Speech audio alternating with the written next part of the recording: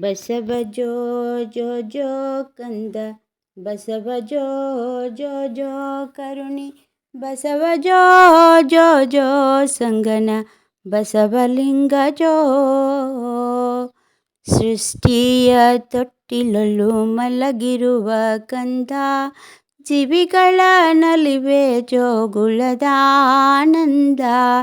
ಜೋ ಜೋ ಮನಸರೋವರದ ಅರವಿಂದ, ಜೋ ಜೋ ಮನಸರೋವರದ ಅರವಿಂದ, ಎಲ್ಲ ಮಾನಸ ಸರೋವರದ ಅರವಿಂದ. ಸೃಷ್ಟಿ ಸ್ಥಿತಿ ಲಯದೊಳಗೆ ಜೀವನಲುಗುತ ಅಳಲು, ಎಳುವೆಯ ನೀನು ತೊಟ್ಟಿಲ ತೊರೆಯುವೆಯ.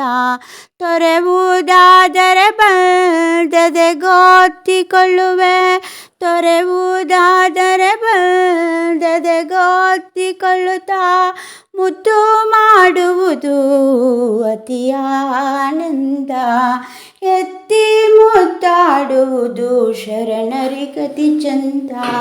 ಮಲಗುವಾಗ ನಾ ಕಣ್ರೆಪ್ಪೆಯೊಳಿರಿಸುವೆನು, ಎದ್ದಾಗ ನೋಡುವ ನೋಟದಲ್ಲಿ ಬೆರೆಸುವೆನು.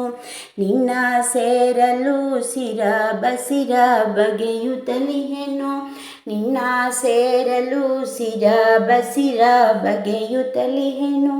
ಲಿಂಗವೇ ಅಂಗೈಯೊಳಗಾಡಯ್ಯ ನೀನು, ಲಿಂಗವೇ ಅಂಗೈಯೊಳಗಾಡು ನೀನು.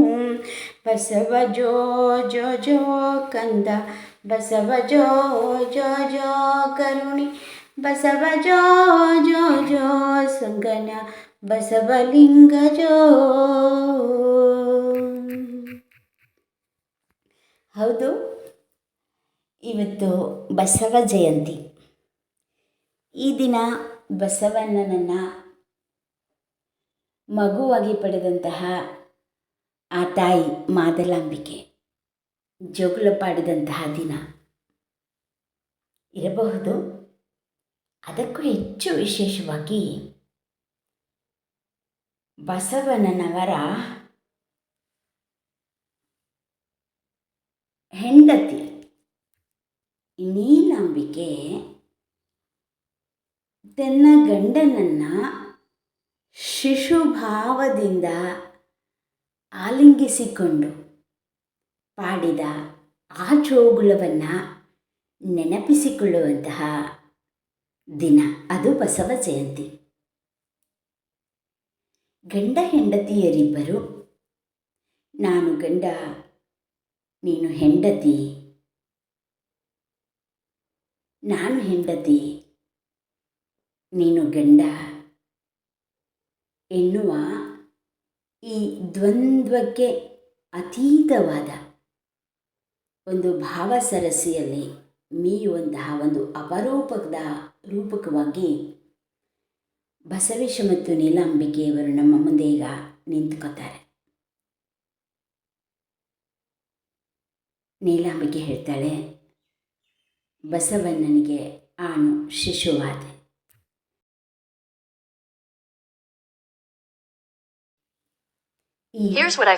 ಶಿಶುಭಾವ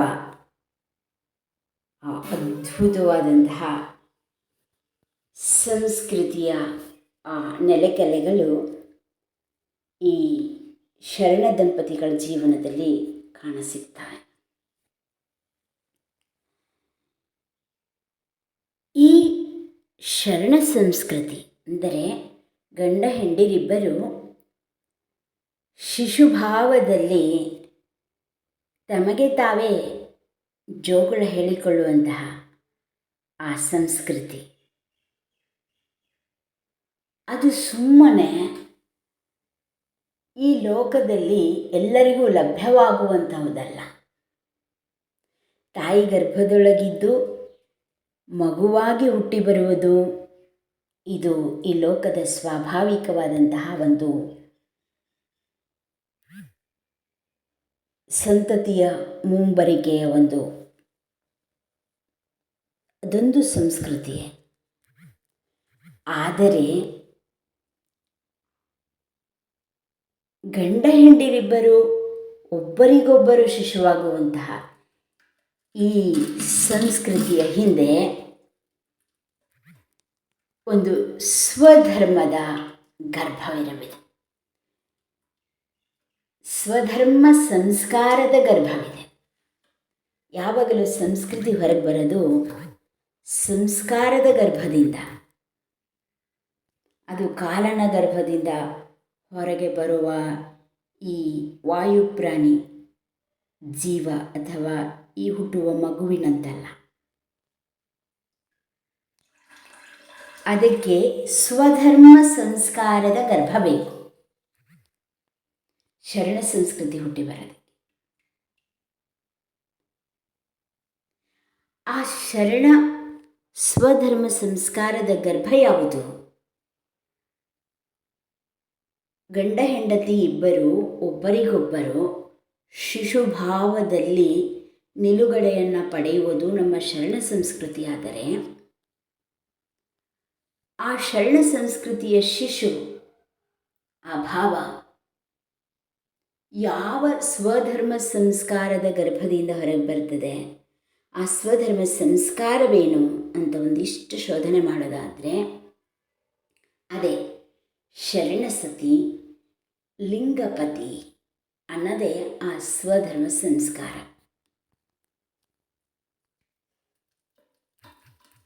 ಆ ಸಂಸ್ಕಾರ ಅದೊಂದು ಗರ್ಭ,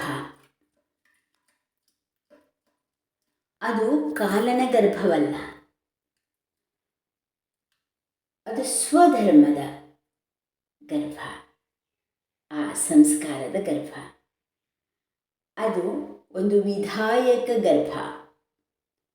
ಅಂದರೆ ಕಾಲನ ಗರ್ಭದಿಂದ ಅನಂತವಾದ ಅಸ್ತಿತ್ವದ ಗರ್ಭಕ್ಕೆ ಒಪ್ಪಿಸುವಂತಹ ಒಂದು ವಿಧಾಯಕ ಗರ್ಭ. ಅದು ಸ್ವಧರ್ಮ ಸಂಸ್ಕಾರದ ಗರ್ಭ.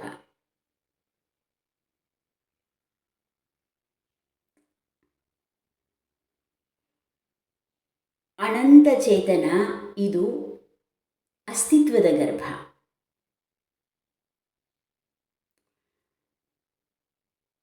ಆ ಅನಂತ ಚೇತನದ ಅಸ್ತಿತ್ವದ ಗರ್ಭಸ್ಥ ಶಿಶುಗಳಾಗಿರೋದೇ ಒಟ್ಟು ಶರಣ ಸಂಸ್ಕೃತಿಯ ಗುರಿ. ಆ ಗುರಿ ಸೇರೋದಕ್ಕೆ ದಾರಿ ಈ ವಿಧಾಯಕ ಗರ್ಭ. ಅದು ಸ್ವಧರ್ಮ ಸಂಸ್ಕಾರದ ಗರ್ಭ. ಅದನ್ನು ಬಸವೇಶ ಶರಣಸತಿ ಲಿಂಗಪತಿ ಅನ್ನೋ ಸೂತ್ರದಡಿಯಲ್ಲಿ ಹಿಡಿದಿಡ್ತಾರೆ. ಹಾಗೆ ನೋಡಿದರೆ ಬಸವೇಶ ಈ ಭೂಮಂಡಲದ ಮೇಲೆ ಕಾಣಿಸಿಕೊಂಡು ಮರೆಯಾಗಿರುವಂತಹ ನಾನಾ ಸಂಸ್ಕೃತಿಗಳ ಮೂಲದಲ್ಲಿ ಬಂದು ನಿಂತ್ಕೋತಾರೆ. ನಮ್ಮ ಭಾರತೀಯ ಸಂಸ್ಕೃತಿಯ ಮೂಲ ತಾಯಿ ಬೇರು ಸಹ ಅದು ಬಸವೇಶನಲ್ಲಿಯೇ ಕಾಣಸಿಗತ್ತೆ.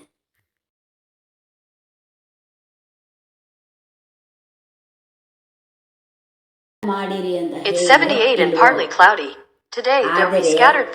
ನೀವೇ ಸ್ವಯಂ ವೇದಮೂರ್ತಿಗಳು ಅನ್ನುವ ಉದ್ಗಾರ ಬಸವೇಶನ ವಚನಗಳಲ್ಲಿ ನಮಗೆ ಸಿಗ್ತದೆ.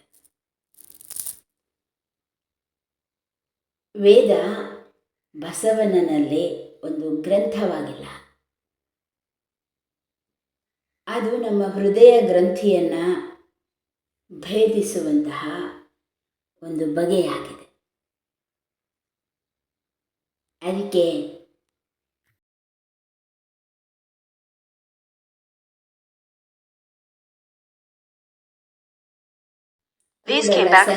ದೇವ ಒಬ್ಬನೇ ದೇವ, ಕೂಡಲ ಸಂಗಮನೊಬ್ಬನೇ ದೇವ ಎಂದಿತ್ತು ವೇದ. ಒಬ್ಬರು ಇಬ್ಬರು ಅಂತ ಉಬ್ಬಿ ಉಬ್ಬಿ ಮಾತನಾಡಬೇಡ. ಕೂಡಲ ಸಂಗಮ ದೇವ ಒಬ್ಬನೇ ದೇವ ಎಂದಿತ್ತು ವೇದ. ನೋಡಿ, ವೇದವನ್ನೆಲ್ಲ ಹೊರಗೆ ಹಚ್ಚಿ ಅದರ ಒಂದು ಬಂಗಾರದ ಮೂಲ ರೂಪವನ್ನು ತಮ್ಮ ವಚನದಲ್ಲಿ ತೆಗೆದು ಅದನ್ನು ಆಭರಣವಾಗಿ ನಮ್ಮ ಕೈಗೆ ಕೊಡುತ್ತಾರೆ. ಕರದಿಷ್ಟಲಿಂಗವನ್ನು ಹಾಕಿಸಿ ನಮ್ಮ ಕೈಗೆ ಕೊಡುತ್ತಾರೆ. ಅಲ್ಲಮ್ಮ ಪ್ರಭು ಅದನ್ನೇ ವೇದದ ಮೊದಲಿನ ಮೂಲವಿದು. ಆ ಮೂಲ ಸ್ವಧರ್ಮ ಸಂಸ್ಕಾರದ ಗರ್ಭವಾಗಿ ಬಸವೇಶ ನಿಲ್ತಾರೆ, ಅಲ್ಲಮ ಪ್ರಭುದೇವರು ನಿಲ್ತಾರೆ. ಹಾಗಾದರೆ ನಮಗೆಲ್ಲ ಗೊತ್ತು, ಕಲ್ಯಾಣ ಮಂಟಪ, ಹುಡುಗ ಹುಡುಗಿನ ತಂದು ಗಂಡ ಹೆಂಡತಿಯನ್ನಾಗಿಸೋ ಒಂದು ವ್ಯವಸ್ಥೆ ಸಮಾಜದಲ್ಲಿ ಇವತ್ತಿಗೂ ಕಾಣಸಿಗತ್ತೆ. ಇದಕ್ಕೆ ಮೂಲ ಶಂಕರ ಮತ್ತು ಪಾರ್ವತಿ ಅವರು ಆದಿ ದಂಪತಿಗಳು. ಅದಕ್ಕಿಂತ ಮೊದಲು ನೀನು ಗಂಡ ನಾನು ಹೆಂಡತಿ ಅನ್ನೋ ಒಂದು ವ್ಯವಸ್ಥೆ ಇರಲಿಲ್ಲ. ವಿವಾಹ ಅನ್ನೋ ಒಂದು ವ್ಯವಸ್ಥೆ ಇರಲಿಲ್ಲ. ಸುಮ್ಮನೆ ಗಂಡಸು ಹೆಂಗಸು ಅಥವಾ ಹೆಣ್ಣು ಗಂಡು ಕೂಡಬಹುದಿತ್ತು, ಮಗು ಮಾಡಬಹುದಿತ್ತು. ಆದರೆ ಗಂಡ ಹೆಂಡತಿ ಅನ್ನುವಂತಹ ಒಂದು ಪರಿಕಲ್ಪನೆ ಕೊಟ್ಟು ಅದಕ್ಕೊಂದು ವಿವಾಹ ವ್ಯವಸ್ಥೆಯನ್ನು ರೂಪಿಸಿದಂತಹ ಖ್ಯಾತಿ ಅದು ಶುರುವಾದದ್ದು ಆದಿ ದಂಪತಿಗಳಾದ ಶಂಕರ ಪಾರ್ವತಿ ಅವರಿಂದ. ಮದುವೆ ಇದು ಹುಡುಗ ಹುಡುಗಿಯ ನಡುವೆ ಆಗೋದಿಲ್ಲ,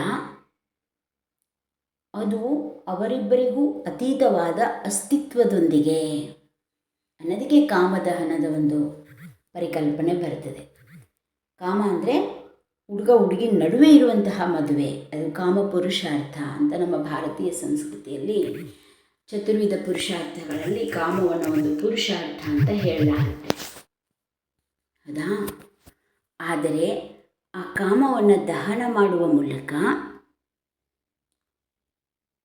ಹುಡುಗ ಹುಡುಗಿ ಇಬ್ಬರು ಪರಮಾತ್ಮನೊಂದಿಗೆ ವಿವಾಹವಾಗುತ್ತಾರೆ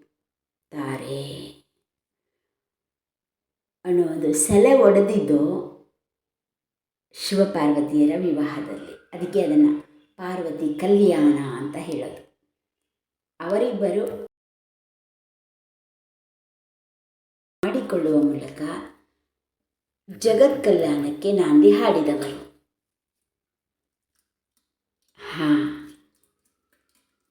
ಮತ್ತು ಈ ಜಗತ್ತಿಗೆ ಶಿವಪಾರ್ವತಿಯರನ್ನು ಜಗತ್ ಮಾತಾಪಿತರು ಅಂತ ಕರೀತೀವಿ. ಈ ಜಗತ್ತಿಗೆ ತಂದೆ ತಾಯಿಯ ಸ್ವರೂಪಿಗಳು ಅಂತ.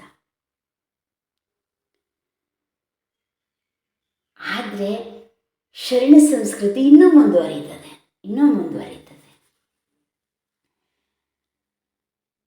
ಆ ಸ್ವಧರ್ಮ ಸಂಸ್ಕಾರದ ಗರ್ಭದಿಂದ ಈ ಶರಣ ಸಂಸ್ಕೃತಿ ಗಂಡ ಹೆಂಡತಿ ಹೌದು, ಅದು ಕಲ್ಯಾಣ ಸರಿಯೇ, ಆದರೆ ಅಲ್ಲಿಗೆ ನಿಲ್ಲೋದಿಲ್ಲ, ಅದು ಮುಂದುವರಿಯುತ್ತದೆ.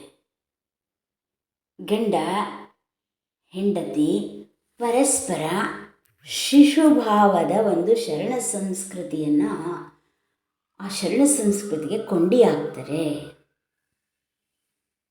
ಇದು ಬಸವೇಶನ ಒಂದು ಅಭೂತಪೂರ್ವವಾದಂತಹ ಒಂದು ಸಾಧನೆ.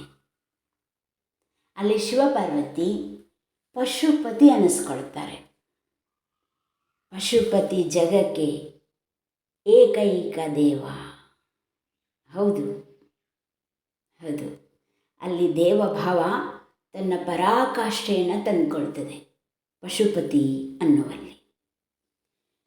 ಅವರ ಸತಿಪತಿ ಭಾವ ಅದು ಇಬ್ಬರ ನಡುವಿನ ಗಂಡ ಹೆಂಡತಿ ಅಥವಾ ಗಂಡ ಮಡದಿ ಅಥವಾ ಸತಿಪತಿ ಅನ್ನುವಷ್ಟಕ್ಕೆ ನಿಂತಿಲ್ಲ. ಅಲ್ಲಿಯೂ ಕೂಡ ಅತೀತವಾದುದರೊಂದಿಗೆ ಸಂಬಂಧಿಸಿಕೊಳ್ಳುವಂತಹ ಶರಣಸತಿ ಅನ್ನುವಂತಹ ಭಾವ ಸೆಲವಡೆದಿದೆ. ಅದು ಗುಪ್ತವಾಗಿದೆ, ಅಲ್ಲಿ ಭಾವ ಗುಪ್ತವಾಗಿದೆ.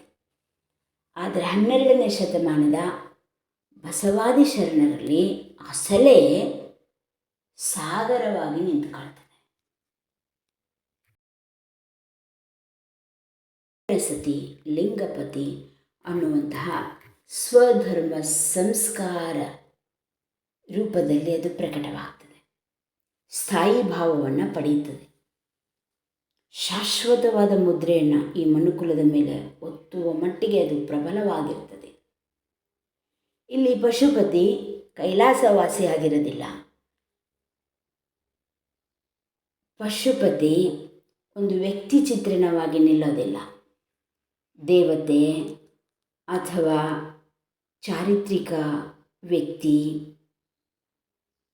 ಪುರಾಣದ ಕಲ್ಪನೆ ಹಾಗೆ ವಿಸ್ತಾರಗೊಳ್ಳೋದಿಲ್ಲ. ಇಲ್ಲಿ ಪಶುಪತಿ ನಿರ್ವಿಕಲ್ಪ ಸ್ಥಿತಿಯಲ್ಲಿ ಒಳಗಾಗ್ತಾನೆ.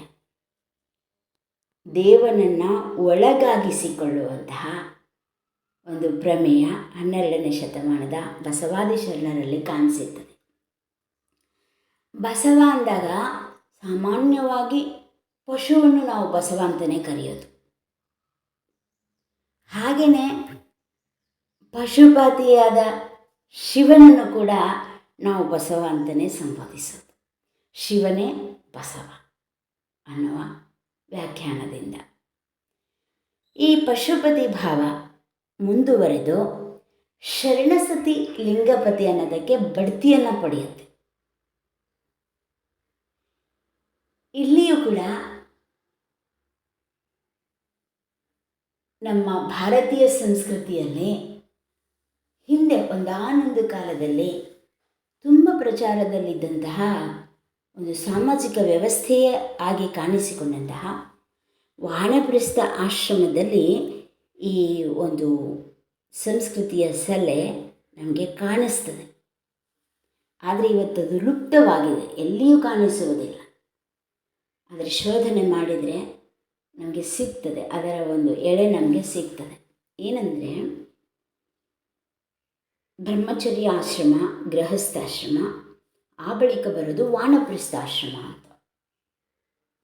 ಹೇಗೆ ಇವತ್ತು ನಾವು ಹುಡುಗ ಹುಡುಗಿ ಒಂದು ಯೌವನಾವಸ್ಥೆಗೆ ಬಂದ ಬಳಿಕ ಅವ್ರ ಮದುವೆ ಯೋಚನೆ ಮಾಡ್ತೀವೋ, ಮತ್ತು ಅದೊಂದು ಮಹತ್ತರವಾದ ಘಟ್ಟ ಅಥವಾ ಒಂದು ಅನಿವಾರ್ಯ ಘಟ್ಟ ಅನ್ನೋ ಥರ ಅದನ್ನು ವಿಜೃಂಭಿಸ್ತೀವೋ, ಅದೇ ತರಹ ಗಂಡ ಹೆಂಡತಿಯರಾಗಿ ಮಕ್ಕಳು ಮರಿ ಜವಾಬ್ದಾರಿ ಪೂರೈಸಿದ ಬಳಿಕ ವಾನಪ್ರಸ್ಥ ಅನ್ನುವುದೂ ಕೂಡ ಕಡ್ಡಾಯವಾಗಿತ್ತು ಒಂದಾನೊಂದು ಕಾಲದಲ್ಲಿ ಈ ಭಾರತದ ನೆಲದಲ್ಲಿ. ಹೇಗೆ ನಾವು ಗಂಡ ಹೆಂಡತಿ ಮಗು ಮಾಡೋದಕ್ಕೋಸ್ಕರ ಮನೆ ಕಟ್ಕೊಳ್ತೀವಿ, ಹಾಗೆಯೇ ಅಷ್ಟೇ ಸಮರ್ಥನೀಯವಾಗಿ ಗಂಡ ಹೆಂಡತಿ ತಮ್ಮ ಮಗುವಿಗೆ ತಮ್ಮೆಲ್ಲ ಸಂಸಾರದ ಜವಾಬ್ದಾರಿಯನ್ನು ಕೊಟ್ಟು ವನದೊಳಗೆ ವಾಸವಾಗಿರಬೇಕು. ಅದು ವಾನಪ್ರಸ್ಥ. ಅದು ಅಷ್ಟೇ ಕಡ್ಡಾಯ ಅನ್ನುವಷ್ಟರ ಮಟ್ಟಿಗೆ ನಮ್ಮ ಭಾರತದಲ್ಲಿ ವಿಜೃಂಭಿಸಲ್ಪಟ್ಟಂತಹ ದಿನಗಳಿದ್ದಾವೆ. ಅಲ್ಲಿ ಒಂದು ಸಂಸ್ಕಾರ, ಗಂಡ ಹೆಂಡತಿಗೆ ಒಂದು ಸಂಸ್ಕಾರ. ಹೇಗೆ ವಿವಾಹ ಒಂದು ಧರ್ಮ ಸಂಸ್ಕಾರವೋ ಹಾಗೆ ವಾನಪ್ರಸ್ಥ ಕೂಡ ಒಂದು ಧರ್ಮ ಸಂಸ್ಕಾರವಾಗಿ ಅಲ್ಲಿ ಹೇಳಲಾಗ್ತದೆ. ಅಂದರೆ ಇಂದಿನಿಂದ ಗಂಡ ನಿನಗೆ ತಂದೆಯ ಸಮಾನ, ಇಂದಿನಿಂದ ಹೆಂಡತಿ ನಿನಗೆ ತಾಯಿಯ ಸಮಾನ ಅನ್ನುವ ಒಂದು ಬೋಧನೆ. ಆದರೆ ಯಾವತ್ತಾದರೂ ಗಂಡ ತಂದೆ ಆಗೋಕ್ಕಾಗತ್ತಾ? ಯಾವತ್ತಾದರೂ ಹೆಂಡತಿ ತಾಯಿ ಆಗೋಕ್ಕಾಗತ್ತಾ? ಅದು ಸಂಭವಿಸಲ್ಲ. ಆದರೆ ಆ ಒಂದು ಸಂಸ್ಕಾರದ ಗರ್ಭದಿಂದ ಒಂದು ಸಂಸ್ಕೃತಿ ಹೊರಗೆ ಬರ್ತದೆ. ಅದೇನೆಂದರೆ ಗಂಡ ಹೆಂಡಿರಿಬ್ಬರು ಶಿಶುವಾಗುವುದು. ಇಲ್ಲಿ 1 ಮಗು ಮಾಡ್ತೀನಿ 10 ಮಗು ಮಾಡ್ತೀನಿ ಅನ್ನೋದು ಮುಖ್ಯ ಅಲ್ಲ. ಆ ಒಂದು ಅವಧಿನಲ್ಲಿ ನನಗೆ ನಾನು ಮಗುವಾಗ್ತೀನಿ ಆ ಮಗು ಭಾವದಲ್ಲಿ ನಾನು ನಿಲ್ತೀನಿ ಅನ್ನೋದಿದೆಯಲ್ಲ, ಶಿಶು ಭಾವದಲ್ಲಿ ನಿಲ್ತೀನಿ ಅನ್ನೋದಿದೆಯಲ್ಲ, ಅದು ಇಲ್ಲಿ ನಮಗೆ ಸಂಸ್ಕೃತಿಯ ಸಲಹೆ. ನೀನು ಮಗು ಮಾಡದೇ ಇದ್ದರೂ ಕೂಡ ನೀನು ಶಿಶುಭಾವವನ್ನು ತಂದುಕೊಂಡ್ರೆ ಆ ಧನ್ಯೋ ಗೃಹಸ್ಥಾಶ್ರಮ ಅಂತ ಇರೋದು. ಮಕ್ಕಳಾಗದವನಿಗೆ ಮುಕ್ತಿ ಇಲ್ಲ, ಅದರ ಅರ್ಥ ಮಗುವಿನಂತಾಗದವನಿಗೆ ಮುಕ್ತಿ ಇಲ್ಲ. ಅದು ಹಾಗೆ ಇರೋದು ವ್ಯಾಖ್ಯೆ. ನಾವು ಅವಾಂತರಗೊಳಿಸಿ ಅದನ್ನು ನೋಡೋದ್ರಿಂದ ನಮಗೆ ಅದರ ಒಂದು ಮಹತ್ವ ಗೊತ್ತಾಗಿಲ್ಲ. ಆದರೆ ಇವತ್ತು ಅದು ಎಲ್ಲೆಲ್ಲೂ ಕಾಣಸಿಗ್ತಿಲ್ಲ. ನಮಗೆ ಅದರ ಬಗ್ಗೆ ಒಂದು ಕಿಂಚಿತ್ ಕಾಳಜಿ ಕೂಡ ಇಲ್ಲ. ಮುಗ್ದೋಯ್ತು ಗಂಡ ಹೆಂಡತಿ, ಕೊನೆಯವರೆಗೂ ಅವರು ಗಂಡ ಹೆಂಡತಿ ಆಗಿರೋದಕ್ಕೆ ಅದೇನು ಫ್ಯಾಮಿಲಿ ಪ್ಲ್ಯಾನಿಂಗ್ ಮಾಡ್ಕೊಳ್ಳೋದು, ಮಕ್ಕಳನ್ನೆಲ್ಲ ಹಾಸ್ಟೆಲ್ಗೆ ಹಾಕಿ ತಮ್ಮ ಅಸ್ತಿತ್ವ ಉಳಿಸ್ಕೊಳ್ಳೋದಕ್ಕೆ ಹೋರಾಟ ಮಾಡೋದು, ಇಂಥದ್ದೆಲ್ಲ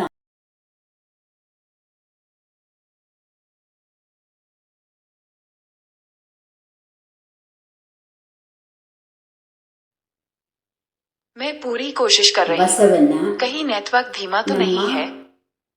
ಸಂಸ್ಕೃತಿಯ ಒಂದು ಶಿಶು. ನಾವು ಸಂಸ್ಕೃತಿಯ ಶಿಶುವಾಗುವುದಕ್ಕೆ ಬಸವಣ್ಣ ಒಂದು ಸ್ವಧರ್ಮ ಸಂಸ್ಕಾರದ ಗರ್ಭವಾಗಿರುವುದನ್ನು ನಾವು ಗೊತ್ತು ಮಾಡಿಕೊಳ್ಬೇಕು. ಅದು ನಮ್ಮ ಬದುಕಿನ ಸುಖ ಅಂತ.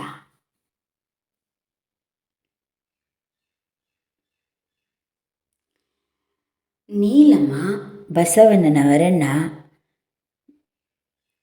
ಬಸವಣ್ಣ ನನಗೆ ಶಿಶುವಾದನು, ನಾನು ಬಸವಣ್ಣನಿಗೆ ಶಿಶುವಾದೆನು ಮತ್ತು ಬಸವಣ್ಣ ನನಗೆ ಶಿಶುವಾದನು ಅಂತ ಹೇಳ್ತಾರೆ. ಅಂದರೆ ಅವರ ಇಬ್ಬರೂ ಕೂಡ ಶಿಶುಭಾವದಲ್ಲಿ ನಿಲುಗಡೆಯನ್ನು ಪಡೀತಾರೆ. ಅದು ಶರಣಸತಿ ಲಿಂಗಪತಿಯ ಒಂದು ಪರಾಕಾಷ್ಠೆಯ ನಿಲುವು. ಇದನ್ನೇ ರೂಪು ಅಂತ ಹೇಳೋದು. ರೂಪು ಮಿಕ್ಕಂತೆ ಎಲ್ಲವೂ ವಿರೂಪ. ಗಂಡ ಹೆಂಡತಿ ಅನ್ನುವುದು ವಿರೂಪ, ಮಕ್ಕಳಿಗೆ ನಾವು ತಾಯಿ ತಂದೆಯರು ಅನ್ನುವುದು ವಿರೂಪ. ಹಾಗಾದರೆ ಬಸವಣ್ಣನಿಗೆ ಆಣು ಶಿಶುವಾದೆ, ಬಸವಣ್ಣ ನನಗೆ ಶಿಶುವಾದನು. ಇದು ರೂಪ. ನಾವೆಲ್ಲರೂ ಕೂಡ ಪಡೆಯಬೇಕಾದಂತಹ ಒಂದು ರೂಪ. ಈ ರೂಪವನ್ನು ಬಯಲುಗೊಳಿಸುತ್ತಾ ಅವರು ಲಿಂಗಾನುಭಾವಿಗಳಾಗಿ ಬೆಳೆದರು. ಆ ಲಿಂಗಾನುಭಾವದಿಂದ ತಮ್ಮ ಅರಿವನ್ನು ತೃಪ್ತಿಗೊಳಿಸಿಕೊಂಡು ಆ ಆನಂದಘನದ ಒಂದು ಸಹಪಾಲುಗಾರರೆನಿಸಿದರು.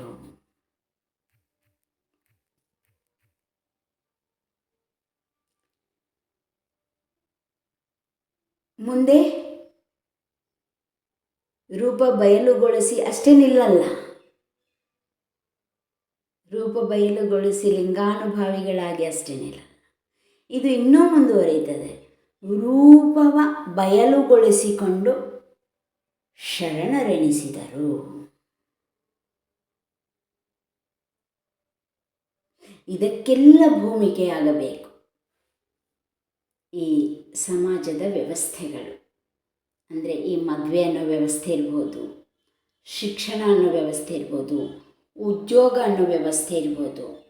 ಇವೆಲ್ಲವೂ ಕೂಡ ಈ ರೀತಿ ಸಂಸ್ಕರಣಗೊಳ್ಳುತ್ತಾ ತಿಳಿಯಾಗಿ ತನ್ನ ಮೂಲ ಸ್ವರೂಪದಲ್ಲಿ ನಿಲುಗಡೆಯಾಗುವಂತಹ ಒಂದು ಆ ದಾರಿ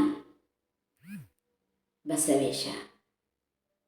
ಗುರಿಯೂ ಕೂಡ ಬಸವೇಶನೇ.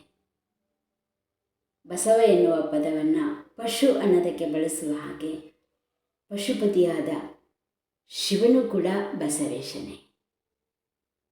ಆ ಪಶುಪತಿ ತಾನು ಶರಣಸತಿಯಾಗಿ ಲಿಂಗಪತಿಯನ್ನೊಲಿಸುವ ಆ ಶರಣ ಸಂಸ್ಕೃತಿಯ ಗರ್ಭವೂ ಕೂಡ ಬಸವೇಶನೇ. ಆ ಸ್ವಧರ್ಮದ ಗರ್ಭ ಕೂಡ ಬಸವೇಶನೇ. ಮುಂಬರಿದು ರೂಪುಗೊಳ್ಳುವ ಮತ್ತು ರೂಪವನ್ನು ಬಯಲುಗೊಳಿಸುವ ಆ ಲಿಂಗಾನುಭವವು ಕೂಡ ಬಸವೇಶನೇ. ಆ ರೂಪ ಬಯಲುಗೊಳ್ಳುವ ನಂತರ ಬಯಲು ರೂಪುಗೊಂಡು ನಿಲ್ಲುವ ಶರಣ ಕೂಡ ಬಸವೇಶನೇ. ಇಂತಹ ಬಸವ ಜಯಂತಿ ಅದು ಪ್ರಾರಂಭದಲ್ಲಿ ಹರಡೇಕರ್ ಮಂಜಪ್ಪನವರು ಪ್ರಾರಂಭ ಮಾಡಿದಾಗ ಅದೊಂದು ಚಿಕ್ಕ ಶೆಲೆಯಾಗಿತ್ತು. ಆದರೆ ಇವತ್ತು ಅದು ಹಳ್ಳವಾಗಿ ಕೊಳ್ಳದಲ್ಲಿ ಧುಮ್ಮಿಕ್ಕಿ ನದಿಯಾಗಿ ಹರಿದು ಇನ್ನೇನು ಸಾಗರವನ್ನು ಸೇರುವಂತಹ ಆ ವಿಶಾಲತೆಯನ್ನು ಪಡೆದುಕೊಂಡು ಜಗತ್ತಿನ ತುಂಬ ಇವತ್ತು ಬಸವ ಜಯಂತಿಯನ್ನು ಸಂಭ್ರಮಿಸಲಾಗ್ತಾ ಇದೆ. ಬಸವ ಜಯಂತಿ ಯಾರಿಗೋಸ್ಕರ? ಬಸವಣ್ಣನ ಹೆಸರನ್ನು ಎತ್ತಿ ಹಿಡಿಯೋದಕ್ಕೋಸ್ಕರ. ನಾವು ಬಸವಣ್ಣನಿಗೋಸ್ಕರ ಜಯಂತಿಯನ್ನು ಆಚರಿಸ್ತಾ ಇದ್ದೇವೆ, ಬಸವಣ್ಣನಿಗೆ ಏನೋ ಉಪಕಾರ ಮಾಡ್ತಾ ಇದ್ದೇವೆ ಇರಬಹುದು, ಆದರೆ ಅದು ಬಹಳ ಗೌಣ. ನಾವು ಬಸವ ಜಯಂತಿಯನ್ನು ಆಚರಿಸ್ತಾ ಇರೋದು ಬಸವಣ್ಣನಿಗೋಸ್ಕರ ಅಲ್ಲ, ನಮಗೋಸ್ಕರ, ನಮ್ಮೊಳಗಿರುವ ಬಸವಣ್ಣನನ್ನು ಕಂಡುಕೊಳ್ಳೋದಕ್ಕೋಸ್ಕರ. ನಮ್ಮೊಳಗೆ ಬಸವ ಹುಟ್ಟಬೇಕು, ನಾವು ನಮಗೆ ಬಸವ ಮೂರ್ತಿಯಾಗಿ ರೂಪುಗೊಳ್ಳಬೇಕು.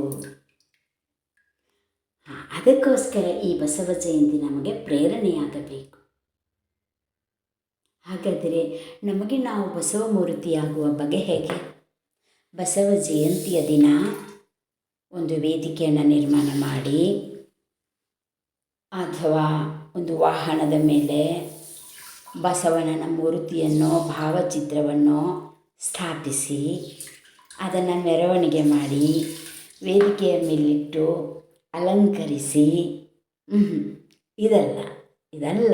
ಇದನ್ನು ನೀವು ಮಾಡಿದರೂ ಕೂಡ ಹೌದು ಅಂತ ಮಾಡಬೇಡಿ, ಇದ್ಯಾವುದು ಅಲ್ಲ ಅಂತ ಮಾಡಿ. ಅದರಲ್ಲಿ ನಮ್ಮ ಸುಖವಿದೆ. ಹಾಗಾದರೆ ಯಾವುದು ಹೌದು? ಬಸವ ಜಯಂತಿಗೋಸ್ಕರ ಸೇರಿದಂತಹ ಮಹನೀಯರು ಎಲ್ಲರೂ ಸಹ ಎಲ್ಲರಿಗೂ ಆಧಾರವಾಗಿರುವ, ಜಗತ್ತಿನ ಎಲ್ಲ ಜಾತಿ ಮತ ಧರ್ಮಗಳಿಗೂ ಆಧಾರವಾಗಿರುವ, ಸಕಲ ಜೀವರಾಶಿಗಳಿಗೂ ಆಧಾರವಾಗಿರುವ ಆ ಪರಮಾತ್ಮ ಚೇತನದ ಅಸ್ತಿತ್ವವನ್ನು ಒಪ್ಪಿಕೊಂಡಿದುದರ ಪ್ರತೀಕವಾಗಿ ಬಾಗಿದ ತಲೆಯಾಗಿ ಮತ್ತು ಪರಮಾತ್ಮನಲ್ಲದ ಬೇರೆ ಯಾವ ತರಂಗಗಳು ನನ್ನ ಹೃದಯವನ್ನು ಪ್ರವೇಶಿಸದಿರಲಿ ಅಂತ ಮುಗಿದ ಕೈಯಾಗಿ ಒಂದಷ್ಟು ಕ್ಷಣ ಹಾಗೆ ಆ ಸ್ಥಿತಿನಲ್ಲಿ ಉಳಿದುಕೊಳ್ಳುವುದು. ಬಾಗಿದ ತಲೆ ಮುಗಿದ ಕೈಯಾಗಿರುವುದು ಇದು ಬಸವೇಶನಾಗುವ ರೀತಿ. ಇದು ಬಸವೇಶ ಮೂರ್ತಿಯಾಗುವ ಒಂದು ಪರಿ. ಎನಗಿಂತ ಕಿರಿಯರಿಲ್ಲ, ಶಿವಭಕ್ತರಿಗಿಂತ ಹಿರಿಯರಿಲ್ಲ. ಬಾಗಿದ ತಲೆ ಮುಗಿದ ಕೈಯಾಗಿರಿಸು, ಎನಗಿದೇ ದಿವ್ಯ ನಿಮ್ಮ ಪಾದ ಸಾಕ್ಷಿ ಎನ್ನ ಮನಸ್ಸಾಕ್ಷಿ. ಕೂಡಲ ಸಂಗಮ ದೇವ, ಈ ವಚನಕ್ಕೆ ನಮ್ಮ ಬದುಕು ಒಂದು ಭಾಷ್ಯವಾಗುವಂತೆ ನಮ್ಮ ದಿನಚರಿಯಲ್ಲಿ ಬಾಗಿದ ತಲೆ ಮುಗಿದ ಕೈಯಾಗಿರುವ ಒಂದು ಕ್ಷಣಗಳನ್ನು ನಾವು ಆಹ್ವಾನಿಸುತ್ತಾ ನಮಗೆ ನಾವು ಬಸವ ಮೂರ್ತಿಯಾಗಿ ಬಸವ ಜಯಂತಿಯ ದಿನ ನಮ್ಮೊಳಗಿನ ಆ ಬಸವ ತತ್ವವನ್ನು ಕಂಡುಕೊಳ್ಳೋಣ. ಕಣ್ಣಿನೊಳಗಿನ ಕಣ್ಣಿನಿಂದ ಅದನ್ನು ಕಾಣಬಹುದು. ಕಿವಿಯೊಳಗಿರುವ ಕಿವಿಯಿಂದ ಬಸವ ವಚನವನ್ನು ಆಲಿಸುತ್ತಾ ನಮ್ಮ ಮೇಲೆ ಆವರಿಸಿಕೊಂಡಿರುವಂತಹ ಜಾತಿ ಮತ ಕುಲ ಧರ್ಮ ಭೇದ ಭಿನ್ನತೆಯ ಮೂಲ ಅಜ್ಞಾನದ ಆವರಣವನ್ನು ಭಂಗಗೊಳಿಸಿಕೊಳ್ಳೋಣ. ಅದಕ್ಕೋಸ್ಕರವೇ ಮೀಸಲಾದಂತಹ ಹಾರುಗೆರೆಯ ಶರಣ ವಿಚಾರವಾಹಿನಿ ಬಹುಶಃ ಅರ್ಧ ಶತಮಾನವೇ ಆಗಿರಬಹುದು. ಅದು ಹಾರುಗೇರಿನಲ್ಲಿರೋ ಅಯ್ಯರ್ ಮಠಪತಿಯವರಿಂದ ಸ್ಥಾಪಿತವಾಗಿ ಪ್ರತಿ ವರ್ಷ ಕೂಡ ಅವರು ಆಚರಿಸುವಂತಹ ಕ್ರಿಯಾಚರಣೆಗಳ ಮೂಲಕ ಅದು ಸಂಸ್ಥಾಪಿತಗೊಳ್ಳುತ್ತಾ ಪ್ರತಿಯೊಬ್ಬರ ಹೃದಯ ಮಂದಿರದಲ್ಲಿ ಬಸವ ಮೂರ್ತಿಯನ್ನು ಅಚ್ಚುಗೊಳಿಸುವ ಒಂದು ಕಾಯಕದಲ್ಲಿ ನಿರತವಾಗಿದೆ. ಈ ದಿನ ಹಾರುಗೇರಿನಲ್ಲಿ ಎಲ್ಲ ಶರಣ ಸಮೂಹ ಸೇರಿ ಆಚರಿಸಿಕೊಳ್ಳುತ್ತಿರುವ ಬಸವ ಜಯಂತಿಯ ಸಂಭ್ರಮದಲ್ಲಿ ನಾನು ಸತ್ಯಮೇಧಾವಿ ಕೂಡ ಈ ಶರಣಗಣಗಳಲ್ಲಿ ಒಬ್ಬಳು ಆ ಶರಣ ವಿಚಾರ ವಾಹಿನಿ ಅನ್ನೋ ವಾಹನದಲ್ಲಿ ಕೂತ್ಕೊಂಡಿರುವಂತಹ ಒಬ್ಬ ಪ್ರವಾಸಿಗಳು ನಾನೂ ಕೂಡ ಹೌದು ಅಂತ ಗುರುತಿಸುವ ರೀತಿಯಲ್ಲಿ ತಮ್ಮ ವಾಹನದಲ್ಲಿ ಕೂರಿಸಿಕೊಂಡು ಗಂತವ್ಯ ಸ್ಥಾನದತ್ತ ಕರೆದುಕೊಂಡು ಹೋಗುತ್ತೇನೆ ಬನ್ನಿ ಅಂತ ಕೈ ಹಿಡಿದು ತಮ್ಮ ವಾಹನದಲ್ಲಿ ಕೂರಿಸಿಕೊಂಡು ಇವತ್ತು ಬಸವ ಜಯಂತಿಯ ದಿನ ನನ್ನ ಒಂದೆರಡು ತೊದಲು ನುಡಿಗಳಿಗೆ ಅವಕಾಶ ಮಾಡಿಕೊಟ್ಟು ಬಸವ ಬರೀ ಕರ್ನಾಟಕದ ಸಾಂಸ್ಕೃತಿಕ ನಾಯಕನಲ್ಲ, ಅವರ ವಚನವೇ ಹೇಳುವಂತೆ ಜಂಬು ದ್ವೀಪ ನವಖಂಡ ಪೃಥ್ವಿಯೊಳಗೆ ಏಳಿರಯ್ಯ ಬೆಳಗಾದುದು. ನೋಡಿ, ಆ ಬೆಳಗು ರೂಪದಲ್ಲಿ ಬಂದಂತಹ ಬಸವೇಶ. ಕೇಳಿರಯ್ಯ ಎರಡಾಳಿನ ಭಾಷೆಯ ಕೊಲುವೆನೆಂಬುದು ಎಂಬ ಭಾಷೆ ದೇವನದು, ಗೆಲುವೆನೆಂಬ ಭಾಷೆ ಭಕ್ತನದು.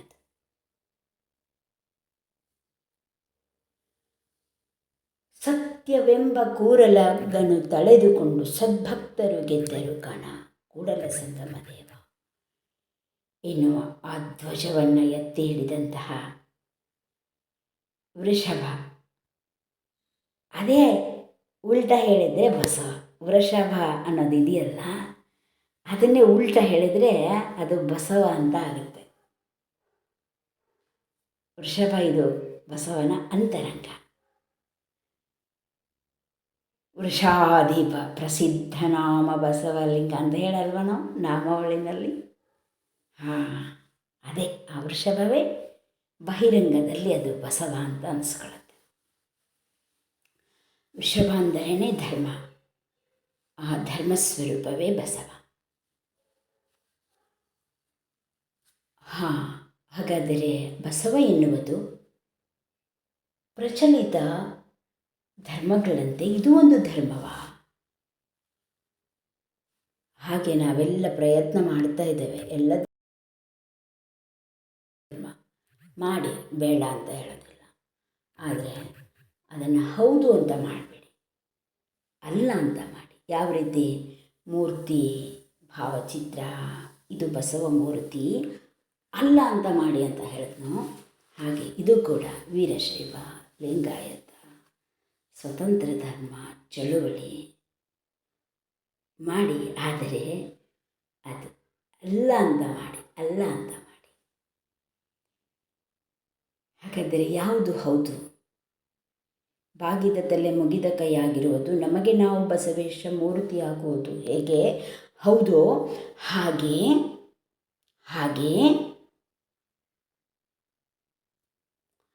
ಪ್ರಚಲಿತ ಎಲ್ಲ ಧರ್ಮಗಳಿಗೂ ಆಧಾರವಾಗಿರುವ ಸ್ವಧರ್ಮದ ಗರ್ಭ ಅದು ಬಸವ. ಇದು ನಮ್ಮ ನಿಷ್ಠೆಯಾಗಿರಲಿ. ಇನ್ನು ಬಸವೇಶ ಗುರು ಹೇಳಿ, ಆದರೆ ಹಾಗೆ ಹೇಳುವಾಗ ಹೌದು ಅಂತ ಹೇಳಬೇಡಿ, ಅಲ್ಲ ಅಂತ ಹೇಳಿ. ಅಂದರೆ ಅಲ್ಲಿಗೆ ನಿಂತ್ಕೋಬೇಡಿ. ಇದಿಷ್ಟೇ ಅಲ್ಲ, ಬಸವೇಶ ಗುರು ಇದಷ್ಟೇ ಅಲ್ಲ, ಬಸವೇಶ ಬರೀ ಗುರುವಲ್ಲ, ಅಂತಹ ಗುರು ಸೇನೆಯ ನಾಯಕ ಬಸವೇಶ. ಅರಿವೇ ಗುರು ಎನ್ನುವುದರ ಹರಿಕಾರನಾಗಿ ನಿಂತ ಬಸವೇಶ ಪ್ರತಿಯೊಬ್ಬ ಲಿಂಗಧಾರಿಯೂ ಕೂಡ ಗುರುವೇ ಅಂತ ಗುರುತತ್ವವನ್ನು ತನ್ನ ಕಾಯದೊಳಗೆ ಆಯತ ಮಾಡಿಕೊಳ್ಳುವುದನ್ನು ನಮಗೆ ನಿರೂಪಿಸಿದಂತಹ ಪ್ರಥಮ ಆಚಾರ್ಯ. ಹಾಗಾಗಿ ಲಿಂಗಧಾರಿಗಳಾಗಿರುವ ಈ ಗುರು ಸೇನೆಗೆ ನಾಯಕ ಬಸವೇಶ. ಇದು ಹೌದು ಹೇಳಿ.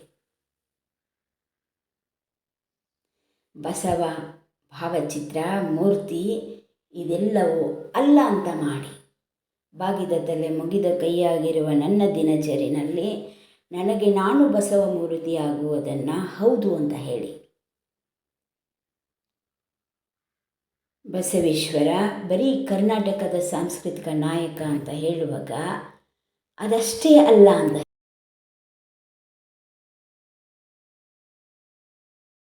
ಪೃಥ್ವಿಯೊಳಗೆ According to Wikipedia, Jambudvipa is a name often used to describe the territory of Greater India in ancient India.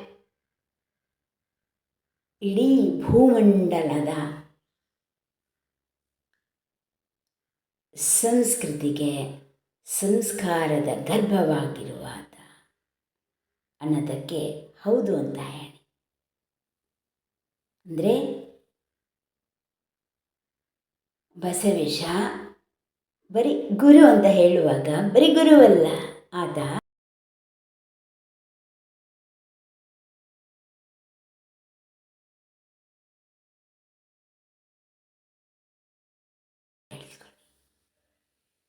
ಇದು Basava Jayanti. Here are some results from the web. ನನ್ನ ಒಂದು ಧ್ವನಿ ಅದು ನಿಮ್ಮ ಧ್ವನಿಯು ಆಗಬಹುದೇ ಅನ್ನುವ ನಿರೀಕ್ಷೆಯಲ್ಲಿ ಸತ್ಯ ಮೇಧಾವಿ ನಿಮ್ಮೊಂದಿಗೆ. ಶರಣು ಶರಣು ಶರಣು ಶರಣು ಶರಣು ಕೂಡ ಶರಣು ಶರಣು ಎನ್ನುತ್ತಿದ್ದೇನಯ್ಯ. ಅಚಲವಪ್ಪ ಲಿಂಗವನೊಲಿಸಿದ ಅಚಲವಪ್ಪ ಲಿಂಗವನೊಲಿಸಿದ ಶರಣರಿಗೆ ಶರಣು ಶರಣರಿಗೆ ಶರಣು ಶರಣು ಶರಣು ಶರಣು.